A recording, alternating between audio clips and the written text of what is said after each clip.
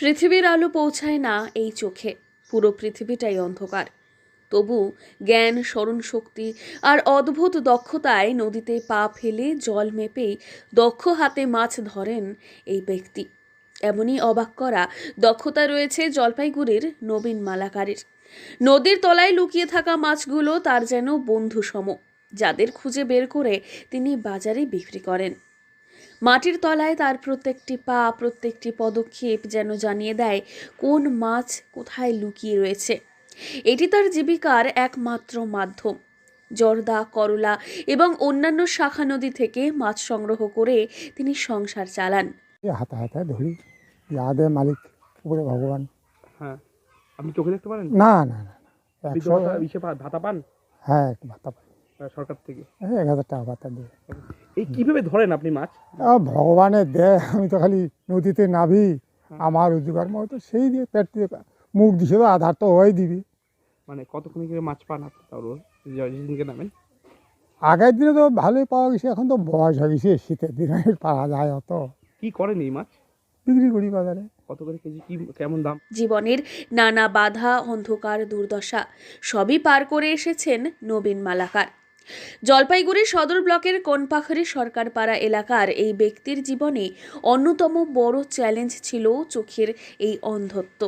কিন্তু তার মধ্যেও তিনি নিজের শক্তি, সাহস আর জীবনের প্রতি ভালোবাসা দিয়ে এক উদাহরণ সৃষ্টি করেছেন। তিনি যে মাছ ধরেন সেটা কেবল তার জীবিকার মাধ্যমই নয়, তার দীর্ঘ 30 বছরের সংগ্রামের ফলস্বরূপও বটে। দিনে কত টাকা করে মাছ ধরে উপার্জন করে তাও? পায় 2 কেজি 3 কেজি চালের না ইয়া করে আনে, এই মাছ বেচে? মাছ বেচে আনি সংসার চালায়। আর শাক তরকারি তো আনে না, এই ঢেকিয়া কচু নুড়ি হইলে ওইগুলা দিয়ে ওইরকম করে সংসার চালাই। না পারিলে কি করবে? ছেলেবেলে কাজ করে এখন? কাজ করে, খিলায় না, পৃথক দেখে না, বুড়া বুড়ি আমার পৃথক আলাদা।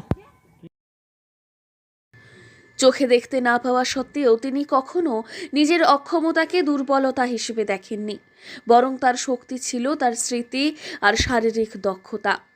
একমাত্র সঙ্গী তার লাঠি নিয়েই প্রায় 30 বছর ধরে এই কাজ করে তিনি একদিকে নিজের সংসার চালিয়েছেন। সোশ্যাল মিডিয়ায় কি মাছ ধরে আপনি? লোকাল যেগুলো মাছ হয়, দেশীয় মাছ, যেরকম ট্যাংরা, পুঁটি, তারপরে বাইম, ছোট ছোট তোমার রুই, কাতল, এই ছোট যেগুলো পাওয়া যায় আর কি। করলা, তিস্তা, করলা, তারপরে অত দূর যায় না, এই যে পাঙ্গা, যমুনা আর এমনি পুকুর টুকুরও ধরে। অন্যদিকে পরিবারকে শক্তির উৎস হিসেবে ধরে রেখেছেন। তার মতো মানুষদের মধ্যেই সাহস, অটুট মনোবল এবং অদম্য ইচ্ছাশক্তির বাস্তব উদাহরণ লুকিয়ে থাকে, আমাদের জীবনকে যা আলোকিত করে। জলপাইগুড়ি থেকে সুরজিৎ দে রিপোর্ট, লোকাল 18 বাংলা।